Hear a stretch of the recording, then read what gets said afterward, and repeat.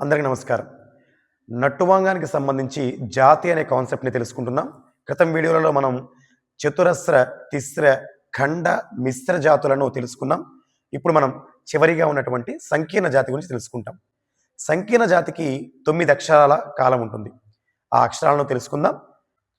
ట, క, ధి, మీ, త, క, త, కి, ట, త, క, ధి, మీ, త, క, త, కి, ట, త, క, ధి, మీ, త, క, త, కి, ట, తక్క ధిమ్మి తక్క తక్కిట్ట తక్క ధిమ్మి తక్క తక్కిట్ట తక్క ధిమ్మి తక్క తక్కిట్ట తక్క ధిమ్ తక్క తక ధిమ్మి తక్క జడుతాం.